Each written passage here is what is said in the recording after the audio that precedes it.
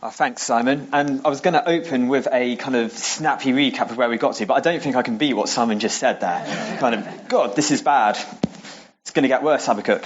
Really? Yes. But I will paint in some of the details. So, Simon opened in chapter 1 the series and looked at verses 1 to 4. And this kind of raised the big questions which sit over our whole series. So kind of, God, why? Why is Judah in such a terrible state? How long is this going to go on? Why aren't you doing anything about it? And then, as we already know, we got God's answer in verses 5 to 11, where he says, I'm going to send the Babylonians against you to judge you. It's going to get a lot worse. So we come to verse 12 in chapter 1, where Paul started speaking.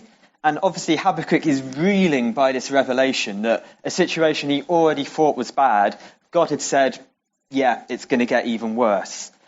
And we looked at how Habakkuk responded. How do we respond when we hit these times of uncertainty and suffering? And actually Habakkuk acknowledges God. The start of his response is to worship. And we drew a lot from that.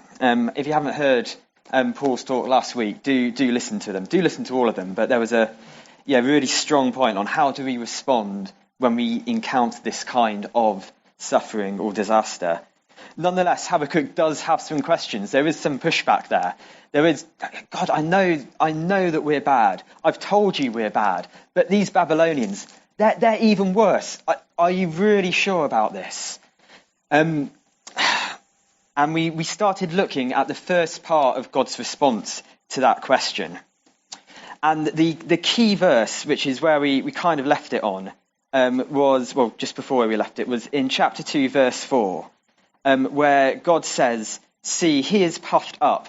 His desires are not upright. So that's referring to Babylon. So God is saying, look, of course I know that they are evil and that they are doing bad things and there will be consequences. But the righteous will live by faith. So this is the kind of almost the first verse of hope we get in the entire book. And it's signposting the fact, yes, it's still all unclear. You still have those why questions. You still have those how long questions. But I know the evil of those who oppress you, and you, the righteous, will live by faith. So we're going to pick up on God's response. So this is like the second half of God's response that we're looking at this morning. And if we just take a step back, I don't know how you found looking at Habakkuk as a book so far. I don't know if you've had time to talk about it in life groups at all. But it raises some huge questions for us, doesn't it? It raises some absolutely huge questions, as well as kind of those questions which land on the kind of emotional level, just the why, God, get me out of this, the how long, that kind of initial response.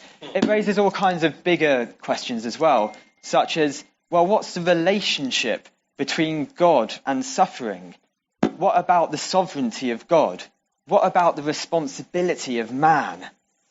What about the permission that Jesus gives or doesn't give to demonic forces? This book just explodes all of those kinds of questions. And we can sometimes live in those questions on a bit of an intellectual level. But when Scripture gives them to us and they puts it in our face, we have to wrestle with them because they are the questions we'll be asking ourselves. So we had a fantastic time in Life Group this week, just working on some of those really, really difficult questions. But the kind of questions that when you chew over and you, under God's guidance, discuss, you get some breakthrough. So I really encourage you, if you've not had a chance to review Habakkuk yet in Life Group, spend some time just looking at the whole message and talking through, well, what does this mean? What does it mean for these big questions that I've got? So let's get to today's passage, which is chapter 2, verses 6 to 20. And though the message of this passage is hard, actually it's a very clear message. So in some ways, I think I've actually got one of the easier preachers in the series. I've not had to do too much work working out what God means when he says what he says in these verses. It's pretty clear cut. And so the question is, what is going to happen to these Babylonians? What is going to happen to the oppressors? What is going to happen to those who bring evil? God, I need something on this. And this is what God says. Will not all of them taunt him, this is talking about Babylon, with ridicule and scorn, saying, woe to him who piles up stolen goods and makes himself wealthy by extortion. How long must this go on? Will not your debtors suddenly arise? Will they not wake up and make you tremble? Then you will become their victim. Because you have plundered many nations, the peoples who are left will plunder you. For you have shed man's blood, you have destroyed lands and cities and everyone in them. Woe to him who built his realm by unjust gain, to set his nest on high, to escape the clutches of ruins. You have plotted the ruin of many peoples, shaming your own house and forfeiting your life. The stones of the wall will cry out, and the beams of the woodwork will echo it. Woe to him who builds a city with bloodshed and establishes a town by crime. Has not the Lord Almighty determined that the people's labour is only fuel for the fire, that the nations exhaust themselves for nothing? For the earth will be filled with the knowledge of the glory of the Lord as the waters cover the sea.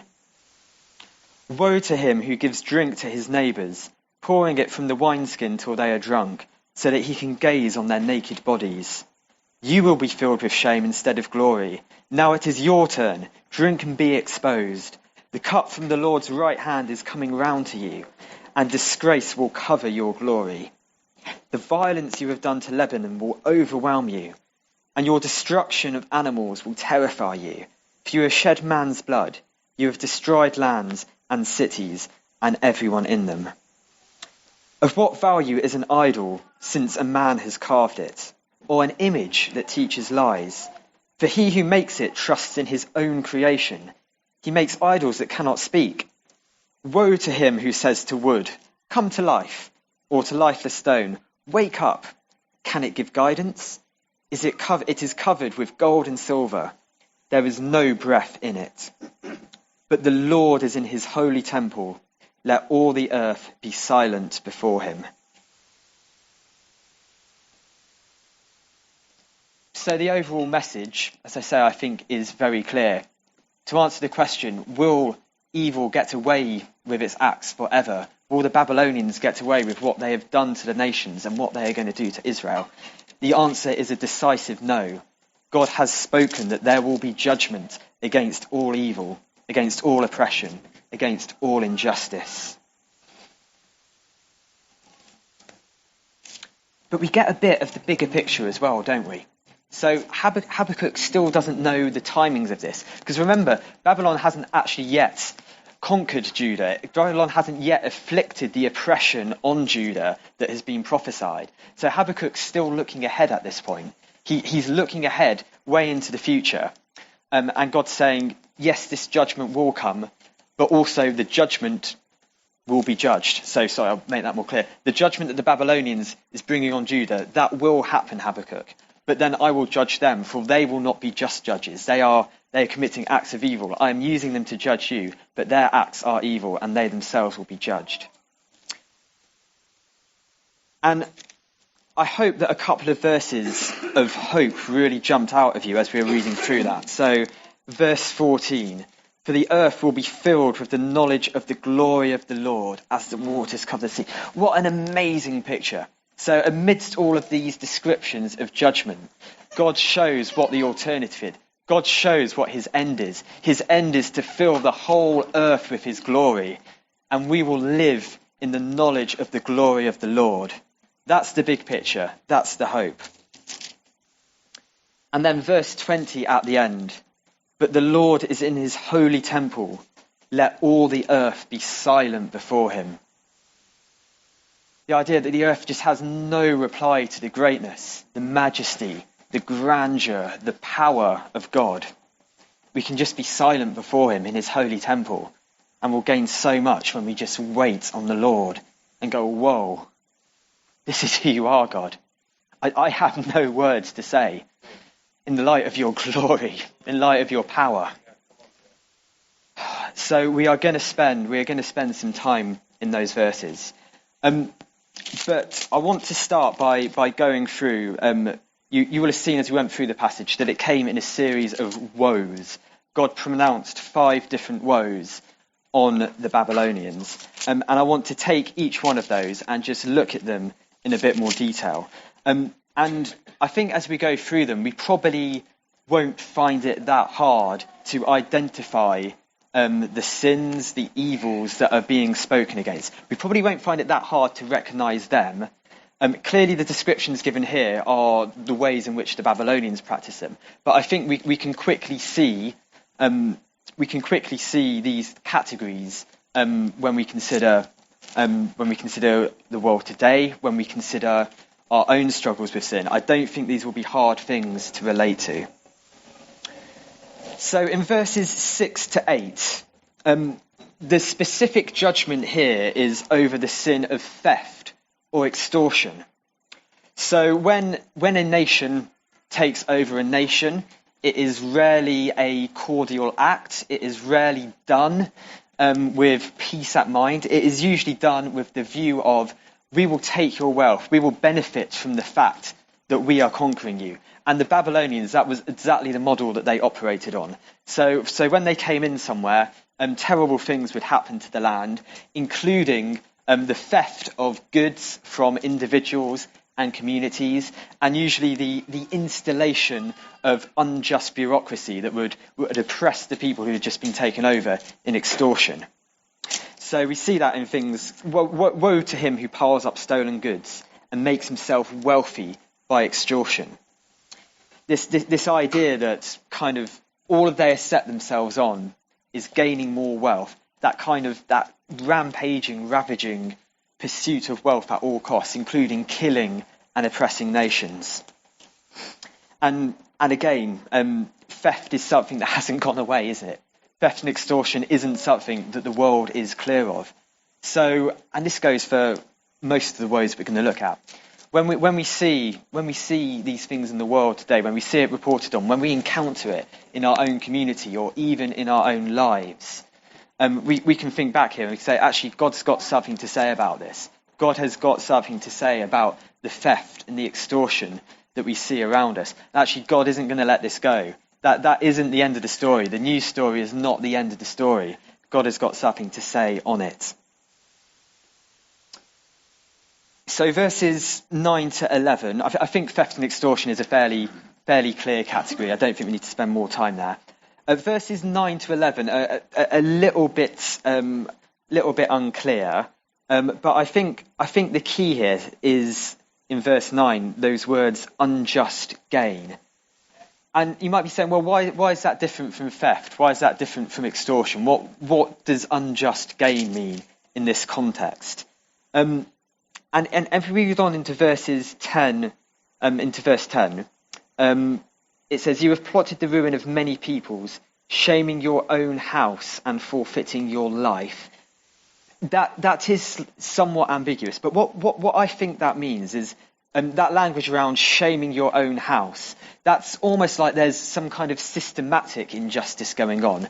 They are using structures, they are using the system for unjust gain. So whereas theft might be what we'd think of as robbery, or in the case of war, just plundering, this is a more systematic injustice that I think is being spoken of in verses 9 to 11.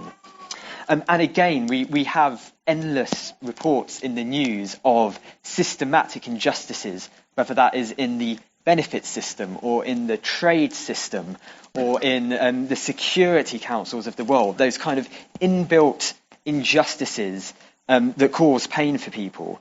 I think that is what is being hinted at in these verses.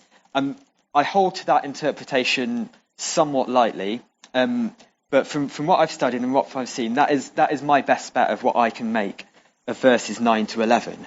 But what I find really interesting in these verses is actually verse 11.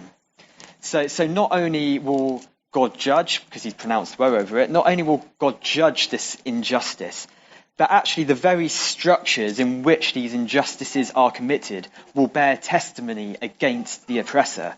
This idea that even our buildings, our landscape, our history can tell stories about what has gone in the past, whether positive or negative stories. That's why I'm sure many of us, when we move into a new home, or as a church, when we move into a new building, we spend time praying around the building. We spend time claiming the physical areas for God. And part of the reason for that is because they will have testimonies of what has gone before. And this is difficult when we live in the present time and we live in the moment, and God's got the big picture. But again, this is the idea that things don't get forgotten. God does not let things get forgotten, and the creation does not let things get forgotten either. And I think that's what's being said in verse 11.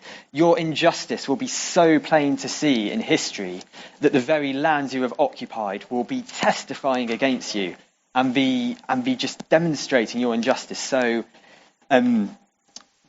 inarguably. It will just be so obvious. So that's verses 9 to 11. Verses 12 to 14, very clearly signposted, woe to him who builds a city with bloodshed. So this is about direct violence, and not just, again, individual acts of violence, but basing your whole way of operating upon violence. And again, it's not hard for us to relate this to some of the things we've seen recently in recent history, some of the terrible dictatorships that have been and that carry on today, that keep people in check through systematic violence and torture and persecution of all opposition. But bringing it closer to home, many of you will know that I've recently started working in London, and part of that routine I'm now in now means I read a London newspaper, the Evening Standard, every day on my train journey home. And there has been a spate of violent crime in London in the past 2 months. There have been over 50 murders in the city since the start of the year, which is higher than anything for the past, I think, 12 years was the statistic. So there's clearly something going on there. And most of the analysis around it is that is now the way of operating in particular marginalised gang-related groups who that's just what they think it is to build a city, to make a town, to make themselves known. Violence has become the language within those groups, and this is a disaster. The Lord will not build upon violence. He will not reward those who build upon violence, and it's God's almost saying, look, why are you doing this? I know you are committing violence to try and build something. I know you are committing violence because you're labouring to build an empire for yourself. But actually, verse 13, don't you know that labouring after a temporary kingdom built by violence in your own image is folly? It is fuel for the fire. It is labour that is in vain. And this is where we land on verse 14. Can't you lift your eyes up from seeing that you can only make progress through violence and oppression? Can you not lift your eyes up and see that the end is for the earth to be filled with my glory? And isn't that better? Can you not see that it is better that it is my glory that fills the earth rather than yours? And by the way, your glory will never fill the earth.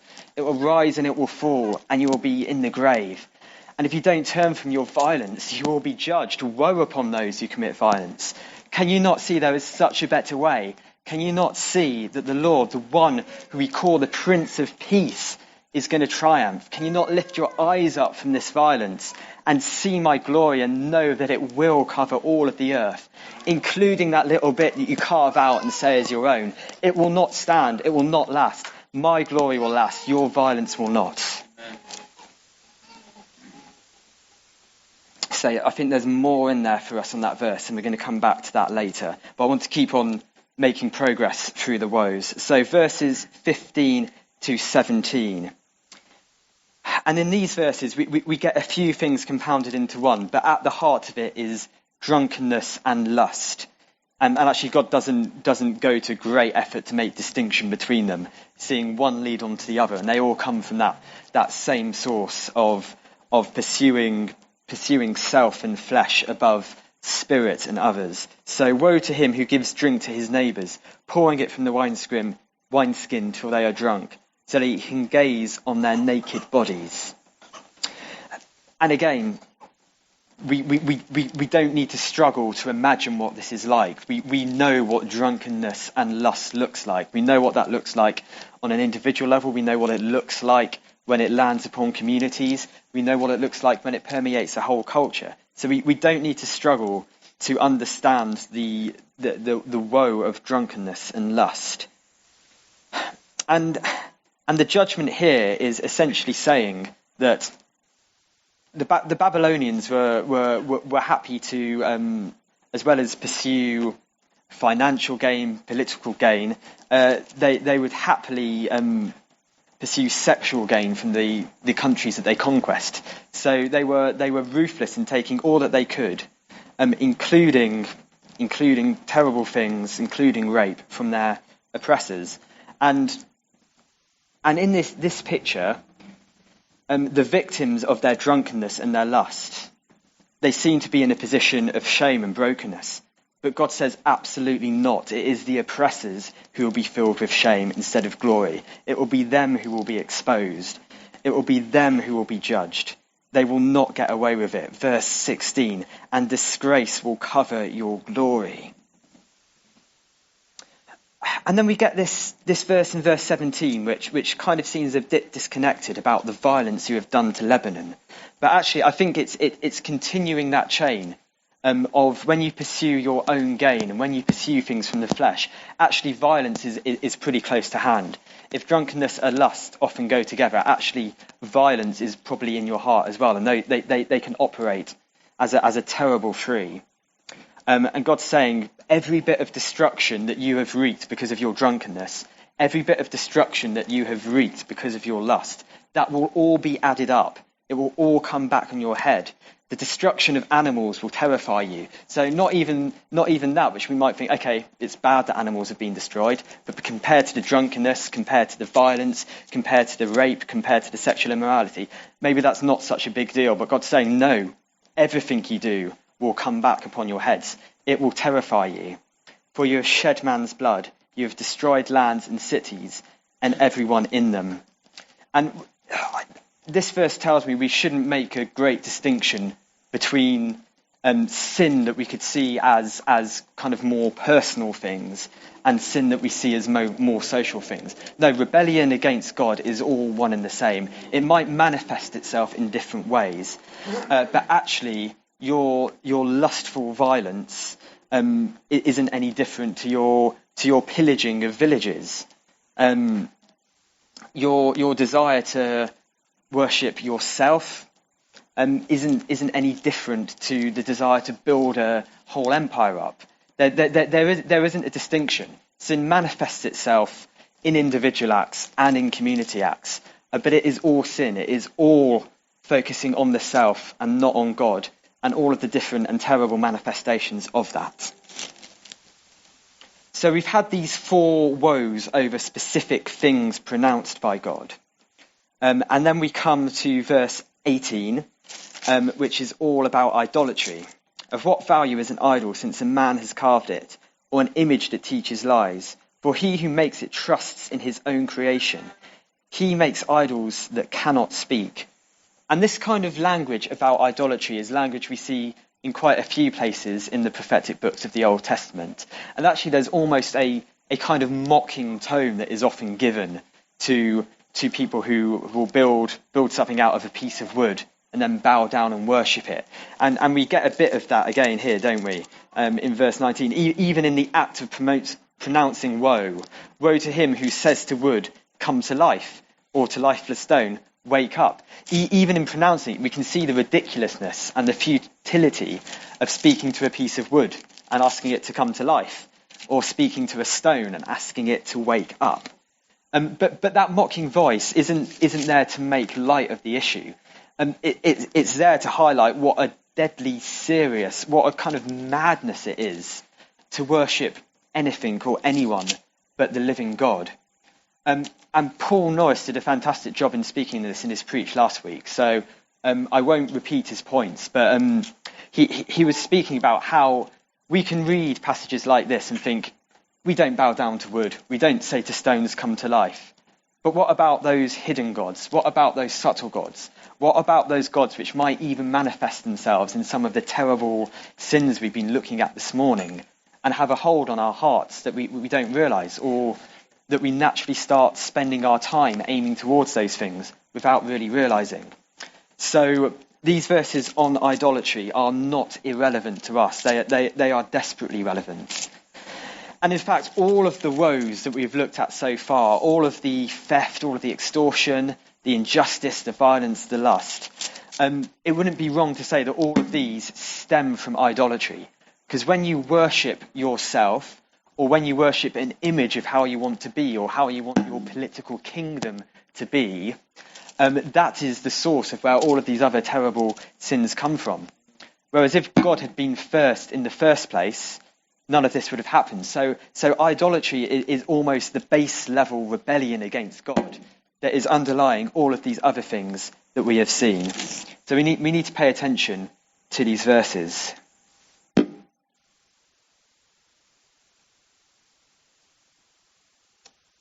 It's also interesting to note that there isn't actually a specific judgment outlined against the idolaters. Against all of the other kind of woes that have been pronounced, there's been a quite specific judgment, but one isn't given here. And I think that kind of reiterates again that it's just such a baseline level sin that God, he just pronounces woe over it. He doesn't link it to a specific manifestation. And that's the only one of those woes where that happens.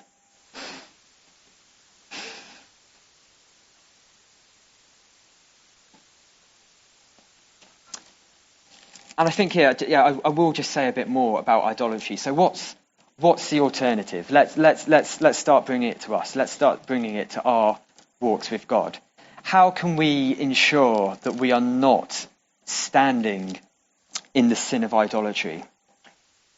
So we need God to utterly captivate our hearts. We need to put ourselves in a position where God is the one that we desire most, love most, listen to the most. We need to put ourselves into a position where he is the one above all others. So we need to be pursuing knowledge of God on all levels. We need to be pursuing knowledge of his character. We need to pursue knowledge of what he's done in saving us. And we need to pursue knowledge in the sense of truly connecting with him through his spirit and worshipping him. We need to pursue the knowledge of God wherever and however we can find it. Because as we get exposed to, as we dwell more in God and who he is, that's when our hearts go, wow. That's when God opens up our hearts and comes in. That's where all of the things that could lead us astray, that's where those chains start to be broken.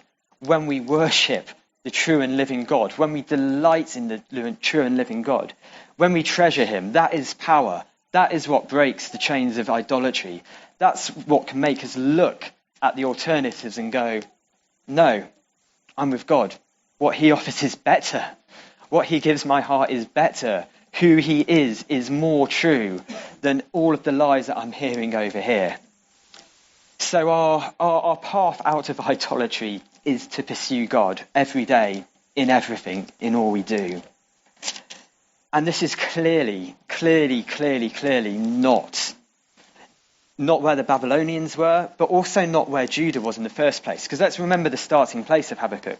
The starting place was Habakkuk was mourning over the sin of his own people. I'm sure including himself humbly in that category as well. That was his starting place. And I'm sure that one of the reasons why there was such a terrible state in Judah in the first place is because they had lost sight of God and who he was to them. So that's kicked it all off. Habakkuk mourned over the sin of Judah, and then he has to confront the even greater sin of the Babylonians. And I think idolatry is a key category for unlocking what was going on in both these cases.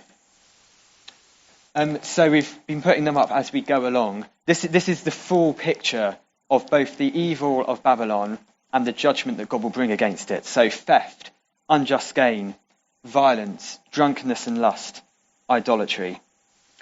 So how do we respond to this stuff? How do we respond to these things? We've already talked about how it's not difficult to spot them in the world. What can we do about it? So I think there's 3 things we have to do in response to this, and that the passage gives us some help in getting to. So I think the first thing to say is we need to absolutely avoid being judgmental and hypocritical as we consider the sin in the world. The worst thing we could do after hearing this passage would be to go away, put on our bunker suit mentalities and just wait for the judgment to come and go, okay, world, be gone with you. You're evil, you're going to be judged. I'm out of here, I'm waiting for Jesus to turn up. That is absolutely not the response that God wants here. And there's a couple of reasons that God doesn't want that response. Firstly, it's highly hypocritical.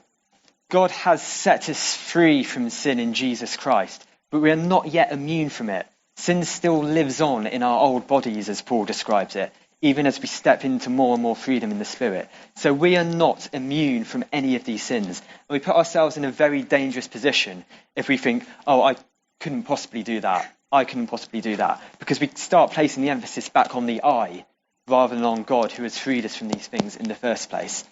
So it is spiritually dangerous and hypocritical to be judgmental of sin because of who we are as redeemed sinners.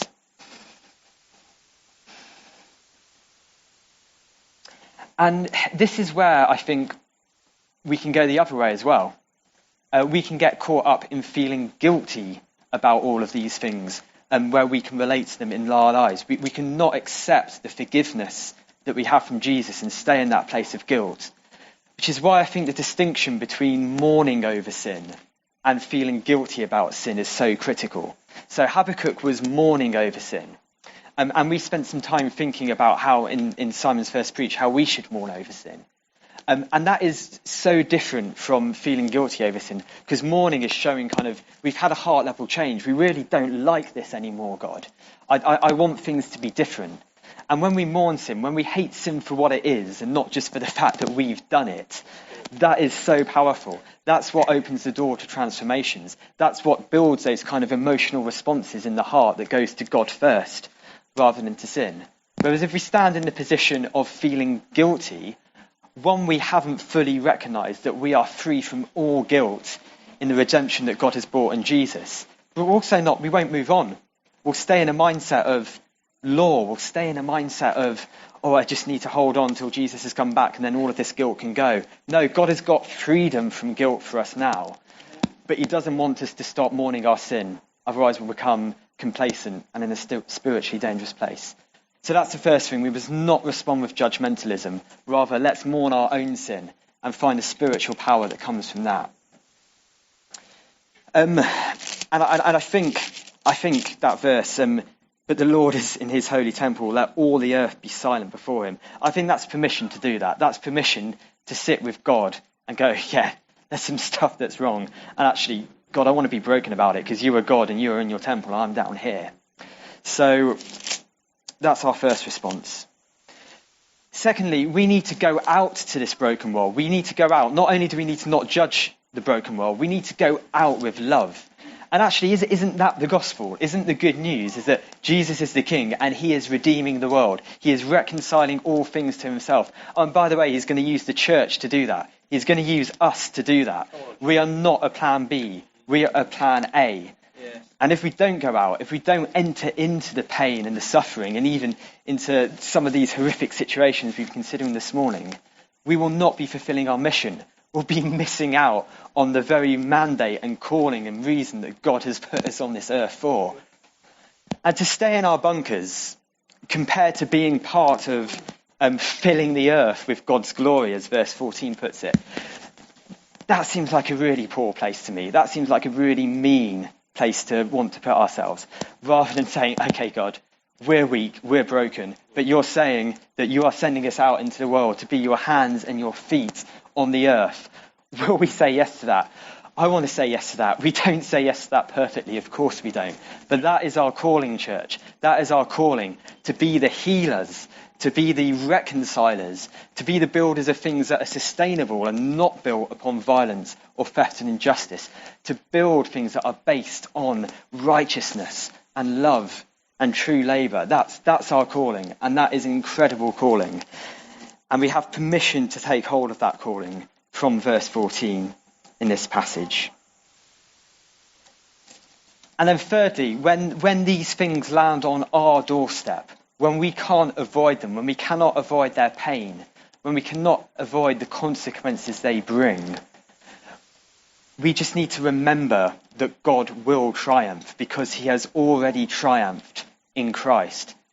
In defeating sin on the cross and in defeating death when he was raised from the dead, God has already won the victory. The triumph over all of these things we see around us, or that we may even encounter ourselves, the victory has already been won. And we've talked about before, the timings are all messed up. We're living in the now and the not yet. We're having to hold this tension between knowing God has won the victory and still seeing what seem like so many defeats around us. But we need to remember they're not defeats. God has got the triumph. And I think that's what he was trying to say to Habakkuk. And I think that's what God wanted Habakkuk to take back to Judah, to say, look, you are my people, you have gone astray. I'm sending the Babylonians to discipline you and bring you back to your senses. But know that I will triumph. Know that even now, if you turn to me, you will be part of my triumph. You can be part of this victory. You can be part of this glorious filling of the whole earth. And it leaves us with a very stark choice, doesn't it? It leaves us with a very stark choice. Do we want to be part of this story of filling the whole earth with God's glory? Or do we want to dwell in these things? And we know that this leads to the terrible judgments we've read about this morning. It's a stark choice. It's a clear choice. And I think that is the choice that God wanted to give to Judah when he gave this message to Habakkuk. So we might not have all of the answers to why, O Lord. We might not have all of the answers to how long, O Lord. But we've certainly got the answer to the question, God, are you going to let these evildoers get away with it? The answer is no. The answer is no.